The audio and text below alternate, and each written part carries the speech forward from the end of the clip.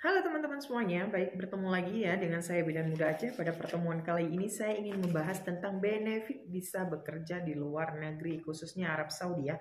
Apa saja sih keuntungannya? Apa saja sih kelebihannya? Oh ya, bagaimana? Apakah ada uang uang tambahannya? Apakah ada uang transportasinya? Atau apakah ada uang untuk akomodasi gitu ya? Kemudian apakah ada uang overtime dan lain sebagainya? Oke, simak terus video saya.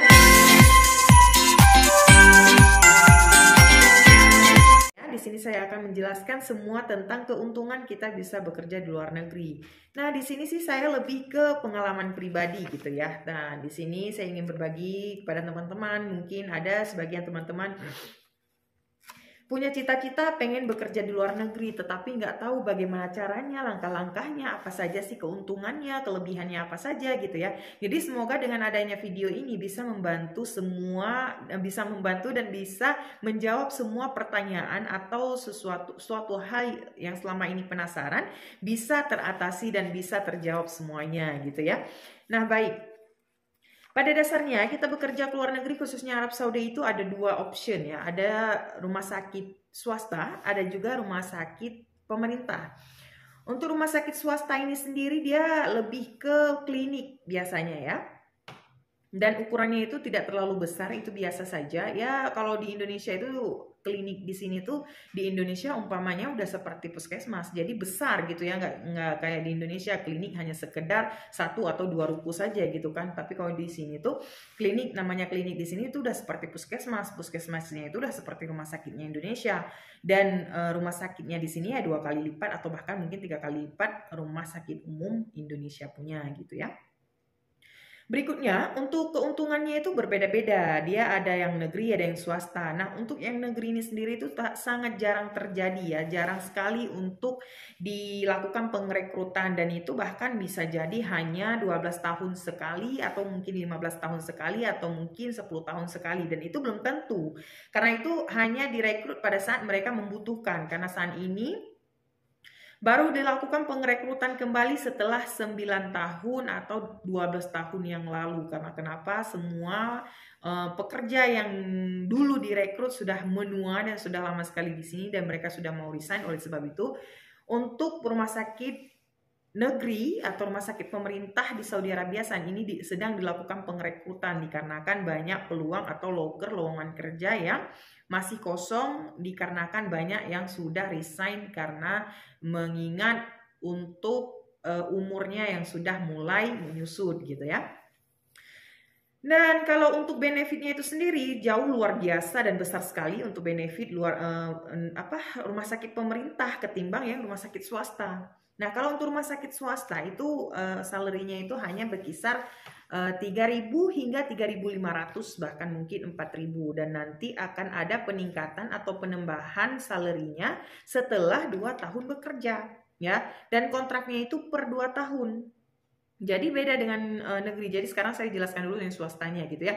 Nah, untuk akomodasi mereka mengcover itu udah free ya, gaji yang kita peroleh itu sudah bersih. Mencapai 3.000 hingga 4.000 untuk perdana, untuk kontrak pertama. Setelah kontrak pertama itu kontrak kedua dan kontrak berikutnya akan dinaikkan gajinya sekitar 500 rial atau 300 rial. Biasanya sih mereka akan menaikkan 500 tapi ada potongan 200 karena itu sudah di cover untuk semua itu air, listrik, tempat tinggal, uang sekolah dan sebagainya gitu ya. Nah, jadi yang naik itu hanya 300 tapi sebenarnya mereka menambahkan 500 gitu kan. Dan itu naiknya setelah per 2 tahun.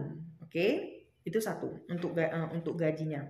Untuk food allowance-nya, mereka akan memberikan kepada kita setiap bulan itu mereka akan tanggung sekitar 300 real. Kalau Indonesianya itu sekitar 1.500.000 lah kurang lebih atau 1.200.000 ya.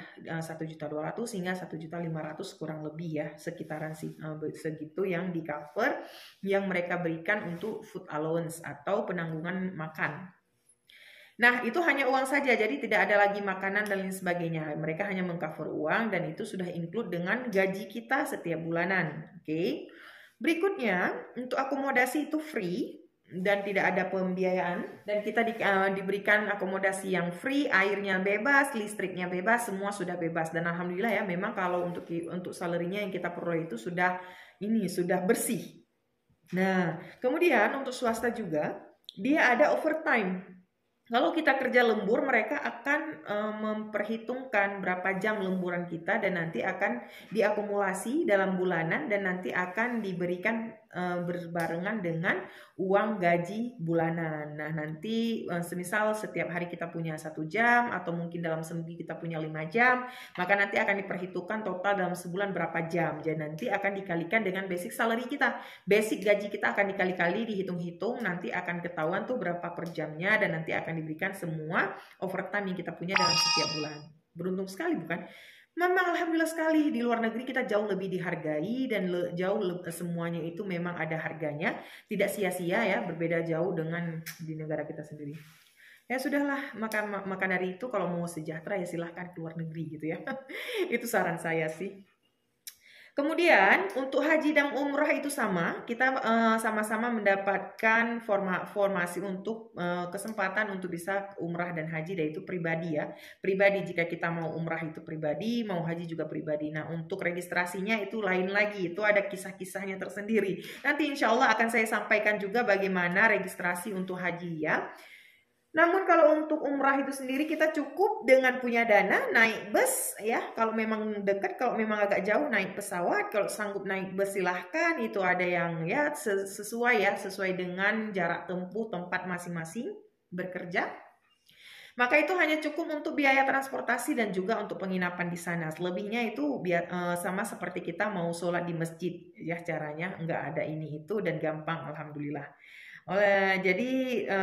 Jadi tahu ya sekarang apa saja benefit kalau kita mendapat kerja di swasta, di luar negeri swasta, gajinya, overtime-nya, food allowance, accommodation, dan lain sebagainya. Baik, pertemuan berikutnya saya akan membahas tentang benefit jika kita mendapatkan kesempatan bekerja di pemerintahan dan bagaimana fasilitasnya dan lain sebagainya itu jauh lebih baik daripada yang swasta gitu ya.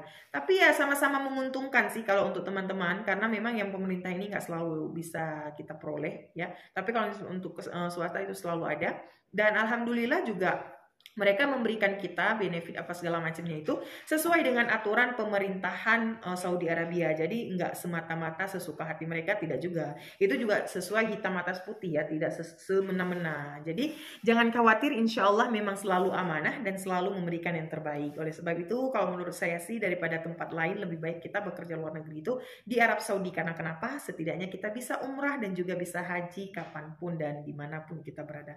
Alhamdulillahirrahmanirrahim, karena kita sebagai muslim otomatis itu adalah tujuan hidup kita ya. Oke, baik, terima kasih sudah menonton dan stay tune dengan video saya. Baik, di video berikutnya saya akan membahas tentang benefit bekerja di luar negeri di bawah naungan pemerintah Arab Saudi Arabia. Oke, bye bye, see you next time. Thank you for watching my video.